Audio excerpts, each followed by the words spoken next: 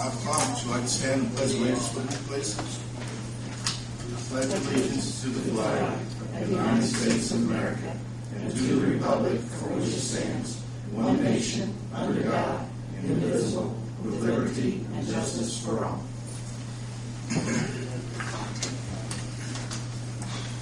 Today's May 2nd, 2011, time is 5 p.m. The regular meeting of the Greensburg Board of Works is called to order. At this time, requesting on cell phones, pagers, and electrical devices be silenced, please. Roll call vote, please, Jean. Roll call. Here. Rodney. Here. Linda. Yes. Steve. Here. Here. Here. Everybody's here. Are there any corrections or additions to the minutes? Make the motion that the minutes be approved as read. Roll call vote, please, Jean. Jamie. I'll abstain. Steve. Linda. Yes. Rodney. Yes. Gary. Yes. No old business. First item, new business, Steve Hossie with Street Smart.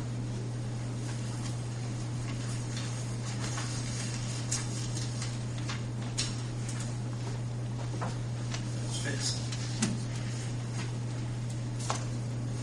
Did everyone receive the email that was sent today? I did read it.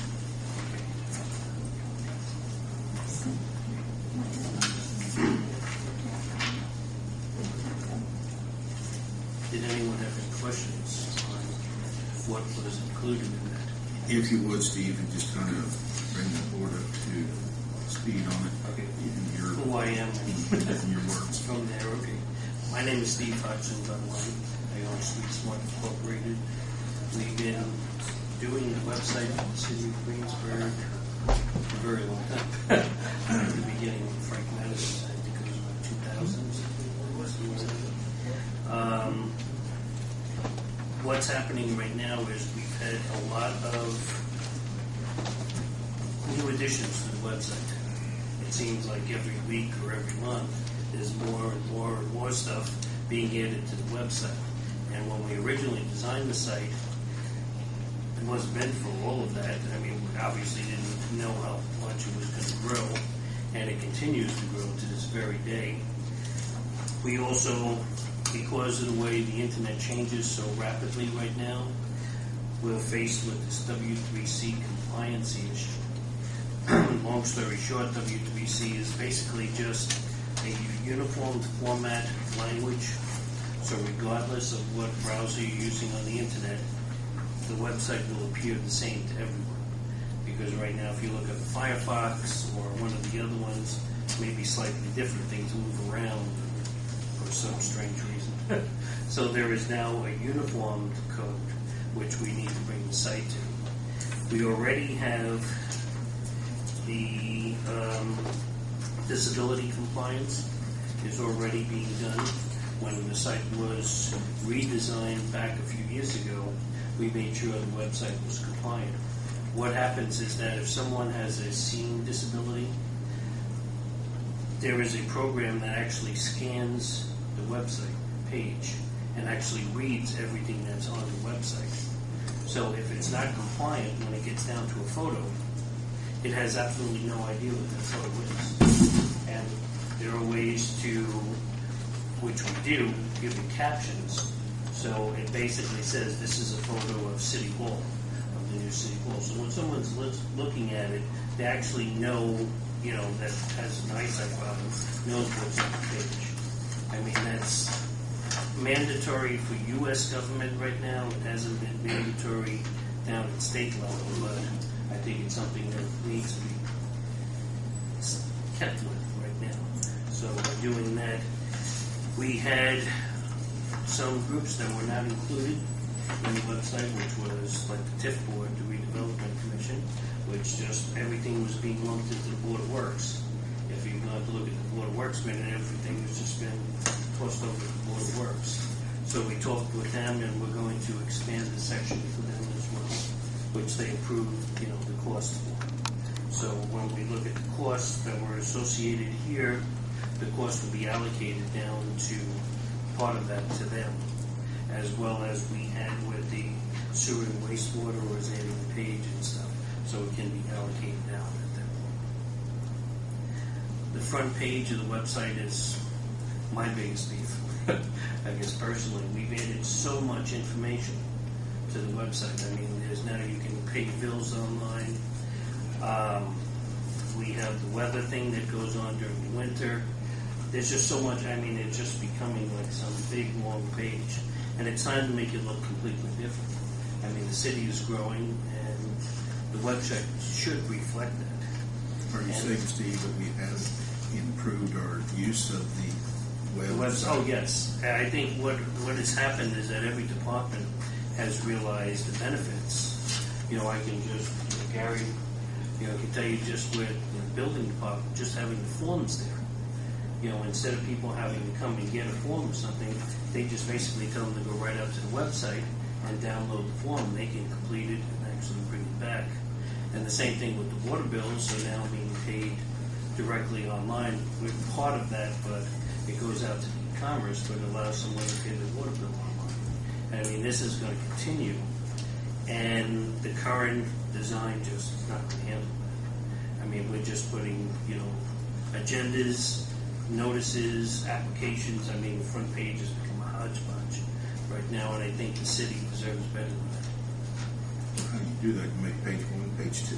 No, it will be just, first off, will be a smaller print design, because right now it's fairly larger print, but there will be ways that we can still put the agenda minutes and stuff right on the opening page so someone doesn't have to dig for it.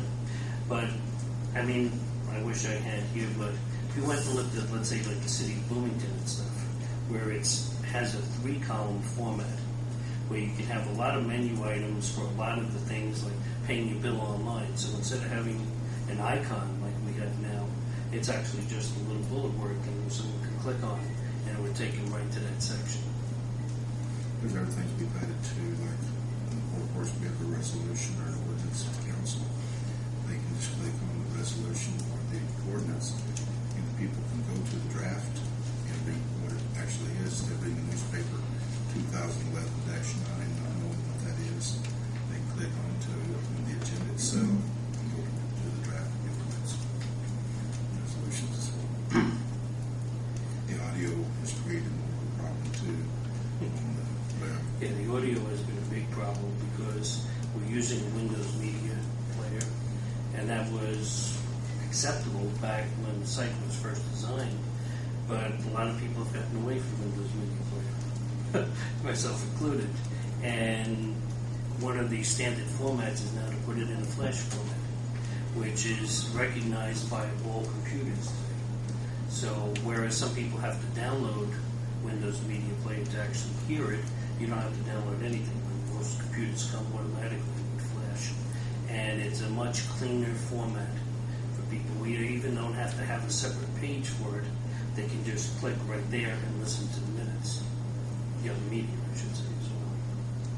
And I mean, proof has been, I was actually kind of a little surprised this morning because I went to look at the stats, and all I could view was this year, but just counting 4 months of the year, there's been over 20,000 people on the website. So, I mean, we can take that and times that by 3, and you're probably looking at 50 to 60,000 people a year that's coming to the city's website. And I really think it should be reflective of the city at this point, the expansion of the city.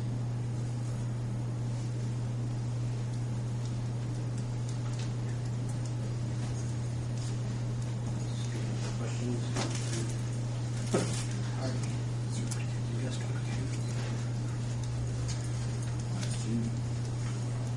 How many are we talking? 1,500 total, 800 from the city. We'll find it then. And then the other departments will take care of their own. The other 700. Pardon me, Jamie? Yes. Right, yeah, 715 was taken. So if this is passed, what I'd like to do is change your request to change the 900 to 800. Okay. That way we can see writing on the check. Yeah, that's fine, yes. I got you. Right, departments can be invoiced to their department for what they're receiving. Okay, yeah, we I'll can. find it. Kuna's pretty good at it. If I send it to her, she passes it along. So. Well, we really are utilizing our website much more than previous years. I mean, when we first started it, when we took it over from, I think it was David Lease, when it was first given to us. It was given to us on like December 23rd. And basically, he was not going to handle it after January 1st. And whereas we had closed for Christmas, we sort of opened back up, and we didn't even charge the city at that time to develop a brand new website. And back a year or two ago, when we had coming close to the anniversary, so if we actually redesigned the site a second time at no cost to the city, too, we ate the cost of that because we wanted something really nice. Now what's happening, why I can't do it a third time, is because the audio and stuff is really tedious. I mean, there's a lot of programming that's involved in that. And we're going to be bringing in people to actually get the site done in the next 3 to 4 weeks. And this is for the new design, it's taking web pages up. Right, exactly, adding all the additional pages. Now, I know someone had questioned that I might have put in, I think it was Hot City, I think I heard. Main Street. Yeah, you mentioned, I mean, really, what that is just a link to in the different, I'm trying to remember what it's titled Main on Street. the city's website. Yeah, I mean, it's basically a link to their site.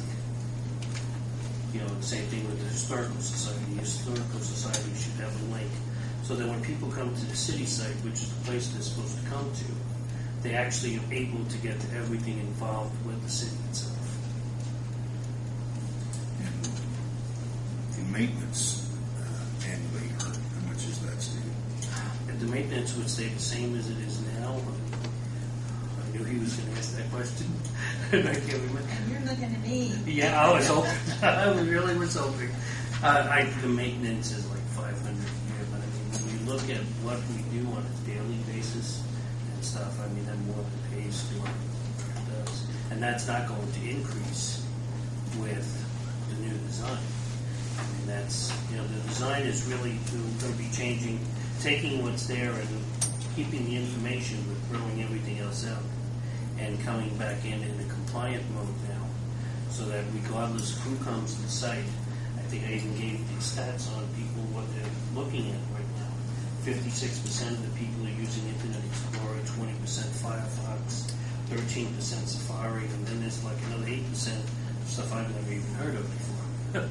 That people are coming to the website, but there's a new browser put out every week. You know, Netscape and all this other stuff. So regardless of what someone comes to look at it, as long as they're using a W3C compliant browser, they're going to see it the same way. But to do this, our website would be much more efficient. Yes. And again, you know, the question was asked to me last week about why we couldn't force stuff together onto pages, you know, make one long page. And we actually call that the Energizer Button page. Keeps going, going, going. That's unfair to someone that comes to the website that's looking for specific information. You're going to make them dig more than one page. And when they come to the site, they should really be able to go one page and find exactly what they're looking for. And we try to keep the site extremely user-friendly. Basically, what you're reporting on is to the board to agree to the contract. Right, for the redesign, correct.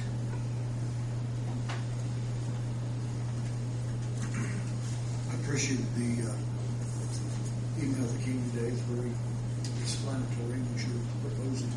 Well, I wanted to make sure that I didn't have to go through everything. You did a fine job. I find the fees to be reasonable, appropriate.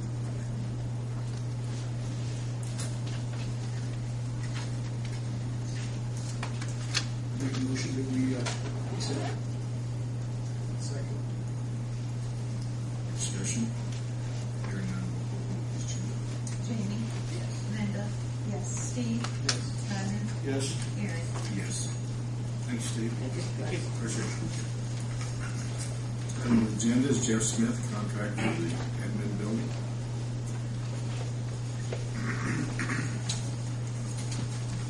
You should have received a copy of the contract from Herbert Associates for the architectural engineering of the new administration building as building plan. Does anyone not have a copy of the contract? Tim, you have a copy of you. I'd like Tim to review that, whatever I find you. Yeah. As far as the scope, everything is there, as far as the scope is concerned. I just want to make sure that we can end up with that deed, so.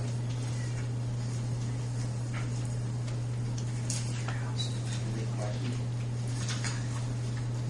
Will this contract change if you move the location of the building? It may actually decrease slightly. I don't really, we talked to him about that, he said he didn't really think so. Because I may add some more paving as far as the design. Said that what would probably change more than anything would be the structural engineering price, which was built into their quote. Which should be less. Yeah, you should have a little less than that. Well, you have geotechnical to add. You Yeah. don't have any points. No, I have to add that, so I probably could kick it up, what, about $3,000-$4,000. Jim, what we're looking at is, when this was originally done, the design was, it was done alongside the roadway down to the wastewater plant, and they were going to bulldoze dirt out of the way, put up a big wall, and then set the building there alongside the road. And that may still be what happens, I'm not sure. But since then, we acquired property just behind the corner market store. And that land could be utilized. And it'd be easier to build a building up there than moving the dirt and What retention. kind of fees would come up? Making that a suitable place, for example, moving utility lines, et cetera. There are 3 utility poles that has to be moved. And I'm currently trying to negotiate the price with Duke Energy to reduce the cost. But there is a premium to build that low, because you'd have to excavate into the side of the hill and create a retaining wall, whether it be with the building walls itself or a separate retaining wall. I'm talking about down below. So there is a premium to construct down below. Right. Okay.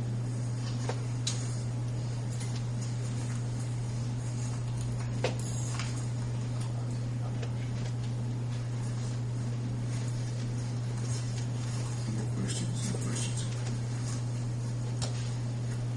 What do we give the opportunity to look at this? Yeah, I have. I'm comfortable.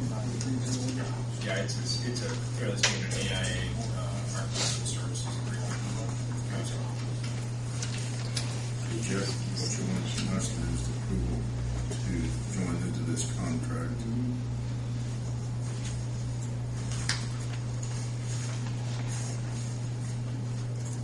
We've already had a meeting, the first meeting with these guys, because we needed to get moving. We suggested accelerating the schedule so we could get it closed before winter. We're already kind of working a little bit ahead of time signed contract. Is one of these ours, Jeff? One of them, wait, I need to have both, you got both originals, so I need to have one flip over signed, and I'll send one printer, and you'll have the Herbert, I'll have one. And would you kind of copy as well, or treasurer? Motion been made. Any more discussion? Hearing none, roll call, please, Jean. Jamie? Yes. Linda? Yes. Steve? Yes. Rodney? Yes. Gary? Yes. Thank you.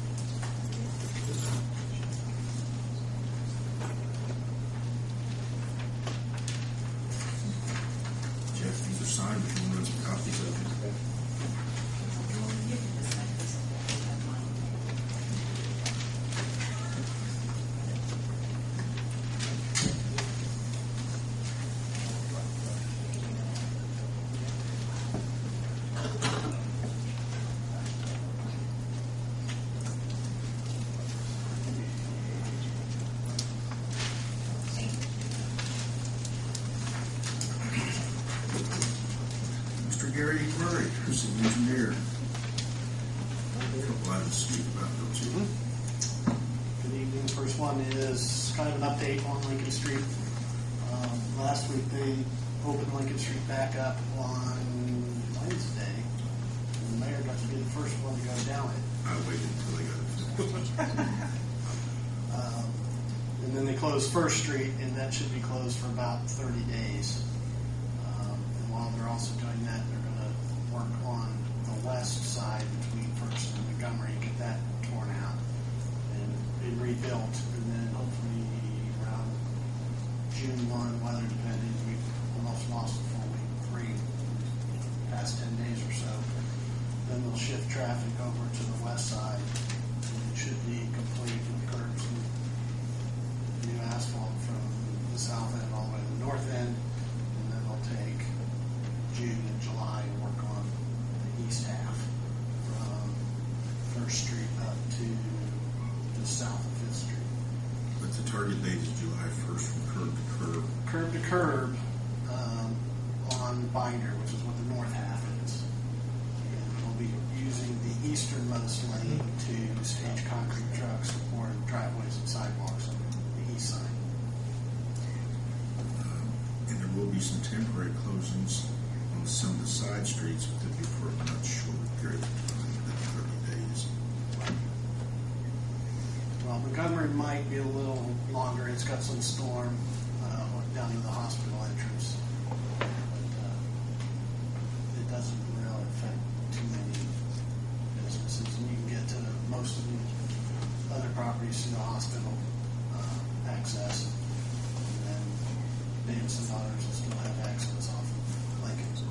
Montgomery isn't closed till after school's out, right? Correct. Thank you. What about the oil change increase? Place they come in off Montgomery, off Lincoln on Montgomery, and turn on the backside of it. Right now, they come off of Montgomery and stage and go through and out the front. They'll probably have to make some concessions there, a flag, or do something at 11 in. So we'll talk with Mr. Davis. If I remember right, that is considered coming in on the north side of their property and going in from the other I side. think there was a potential for that. It's not part of these discussions, but there is a drive between them and Shirks that they might be able to come in and do that temporarily. Questions on Lake Street Board? What's the completion date on Broadway? About September 1. It should be open for the fall festival. They had 120 day.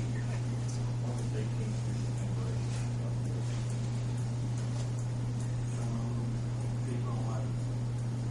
How satisfactory is that been for the business owners? We've worked with them pretty good. We've torn it out and had it torn out in sections. Worked with Johann, and they went up to two of Meniere's doors and left the third one open, or the sidewalk, opened that sidewalk, and then went further north in the next building is vacant. So far we have not had a whole lot of. I haven't heard any complaints, and Brian Robbins was in today, and I asked him if he received any complaints, and he said no. So far, so good.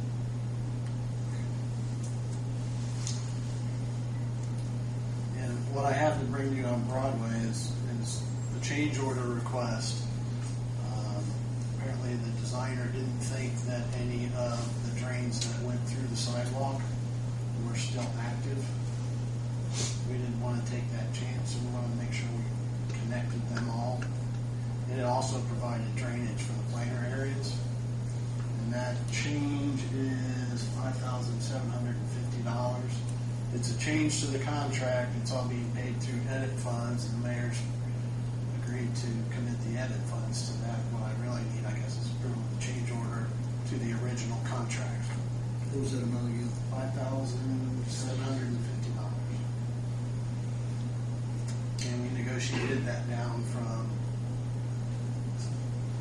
about $1,200 from what was originally submitted. So If you look on the sidewalks, there's some grates up there cut into the sidewalk. And, There's nothing. And nothing else, that's what plus there. It worked. But if you walk it, you'll see right now that they've kind of got the blue sewer pipe running under the sidewalk instead of out to the street. So we'll collect that in the main trunk line that runs north-south.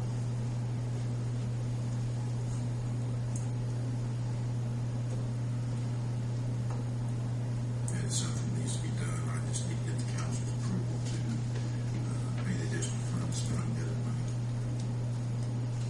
It's been customary that the seeks their approval. It's a good investment. I just wish that it had been called or designed. It was in the original contract, we would have had to pay for We it still anyway, didn't so pay it for it. probably wouldn't have gone up. It is an ad, but it's a necessary ad.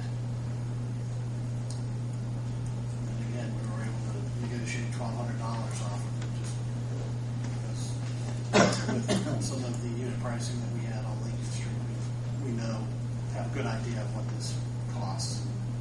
What was originally submitted, just a little too high. If it was lumped into the total, we wouldn't have known what it might have ended up being.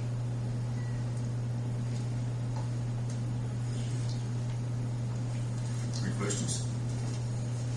Recommendations? Did this happen because it's an oversight? Well,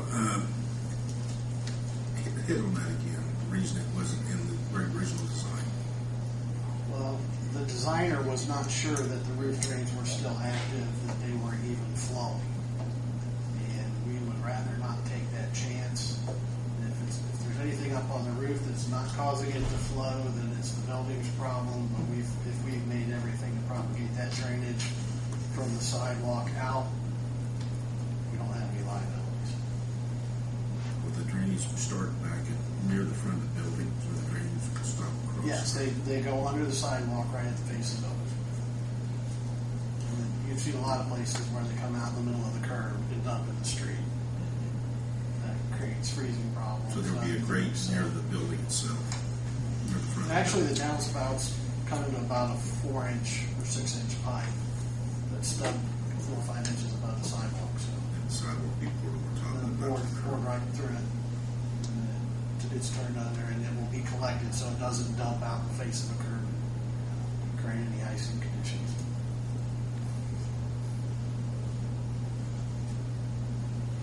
That was the original thought about it. Was very, maybe inactive. So it's a little bit of an afterthought, but like Gary said, if it had been put in design to begin with, we'd been paying that extra. Those did happen to be working, and we took them out and stopped the flow of that water. On what we did, then we would have had some liabilities.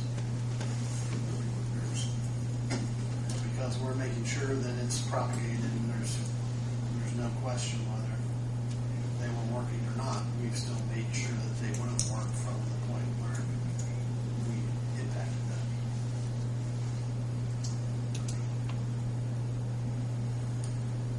Any questions, board? We need us to make a motion to approve Make the change in the contract. it.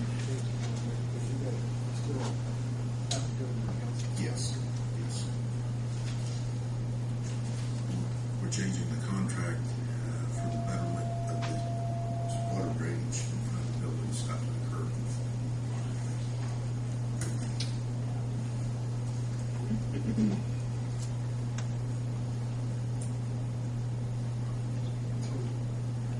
I'll make a motion to modify the contract For this change order. So it's a change order number 1. Broadway Street to Herbert improvement. You can just, it's submitted as change order number 1. Takes care of the whole project.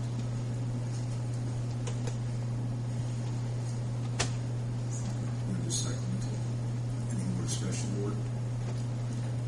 Hearing none, roll call vote, please, Jim. Jamie? Yes. Rodney? Yes. Linda? Yes. Steve? Yes. Ray? Yes. Thank you. We have a contract, something that we've been discussing for a year now, I guess, with Tom Kramer of Adams Holding. And this is permitting a Honda to permit a sewer line to go across their property.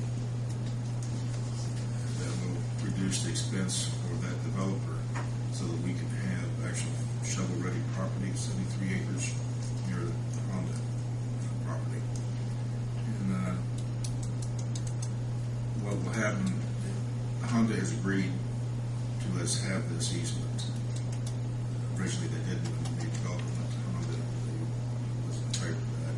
But when the city of Greensburg asked them to do this, so we could have economic development, if you will, they agreed to it. And they wanted an MOU, memorandum of understanding.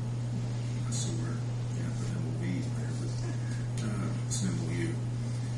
What our intentions are, and our intentions are for the developer to install the sewer line according to our standards, and then the sewer line will be deeded over to the city of Greensburg for maintenance. Would you like to expand on that? Just a little bit, Mayor. This is traditionally the board works would see something like the deed of dedication. You know, the private developer comes in, develops the infrastructure, and then brings it to the city to dedicate the infrastructure to the city so the city can maintain it in the future. So long as it's within city specifications, the Board of Works have traditionally accepted that. It's a little bit different in this situation because Honda, just as their policy, generally does not allow private developers to have easements across their property. However, in this situation, this is an area that's going to service that's going to benefit the city, become an industrial area that needs the wastewater provided to it.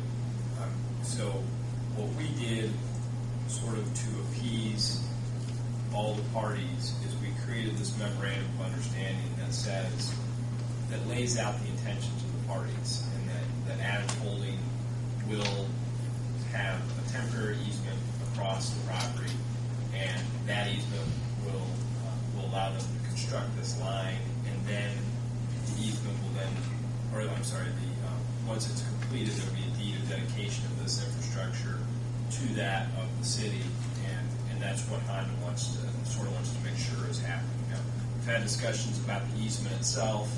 I think we're fairly comfortable with. I think all the parties are fairly comfortable with the easement.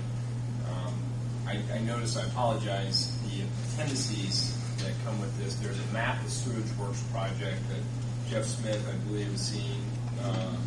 That's the proposed map of the sewer works, and that's been approved. And then there's also a deed of dedication that is supposed to be attached here, and that's the traditional deed of dedication that we've used for the other projects that just lays out what it is that's actually being dedicated. That is not to be approved today.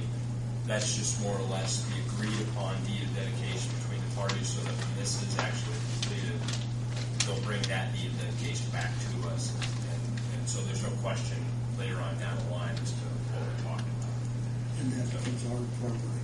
And then to maintain, and so the city doesn't bear the cost, the capital cost, but it does maintain it will incur the cost of maintenance, and that's the trade-off. Hopefully, a lot of businesses get built there in that area, which utilize sewer line. There's no better room for us. No, and it was the mayor did a good job of talking with Honda, and Honda was very, I don't know if I want to use the word philanthropic, but they were very fair to allow this to happen because it does go against their policies. Where does Adams Holdings LLC, where are they from? Oregon. I think that's where Tom Kramer is. Yeah. I don't know that I can tell you where I believe the LLC is actually an Indiana LLC. He also owns the Broadwood, I believe it's Broadwood, just north of me there on Broadwood Street, the apartment complex. Do we have any information on the background, reliability, and so on? Murray Lincoln Well, I guess to some degree yes, and to some degree no. With regard to liability, what we have told them is that we won't accept anything unless it comes up to city specifications. So they're supposed to work with Jeff Smith to make sure that what is laid comes up to city specs. As far as if something goes wrong, once we accept it, it's ours. And so, I don't know that we have a great recourse unless we find out that there was fraudulent activity. But we kind of take it. Once we sign off on it, saying it does come up to our specifications. And that's the way it is in all the infrastructure. When developers build it, they build according to our specifications. We check it, inspect it as well. So when it is finished, we're sure that's going to last. If we're not, and we have those situations from time to time. Maybe a contract do something we're not quite sure of, so we will put an extension on that before we ever accept it. Mr. Smith, are you comfortable with this? Yeah, I talked to Drew Barth, he's the engineer on the project several times, and they've designed it to our specifications. Okay. It's fine there. Yeah, he's still got a couple more easements to get after this one, but I don't see a problem. Okay. Mr. Murray, Yes. you okay? Specifically to Jeff's point, they have to obtain another easement that's independent of the city or HUD or anything. And the way it's set up is their temporary easement, I believe, is going to run through the end of March of next year to get this completed. So they will sort of be under the gun to keep this project moving along. And we don't have a vested interest in this with the developer, other than helping him create shovel-ready property for building and hopefully more jobs, which will be more of a tax blessing.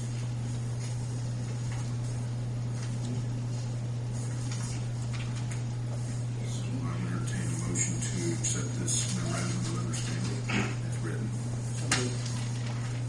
Second. Any more discussion? Any more discussion? Hearing none, roll call vote, please, Jane. Linda? Yes. Steve? Yes. Jamie? Yes. Brendan? Yes. Gary? Yes. Thank you, Board.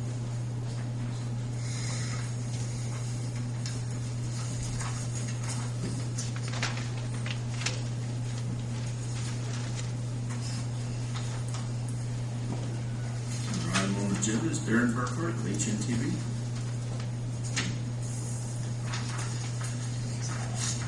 Mayor, Board, I handed out a little summary of status report. I'll run through that a little bit. It's on the Flat Rock Raw Water Main. We're winding down the project. The main's all been installed and tested. In fact, the cities began using it back at the end of March.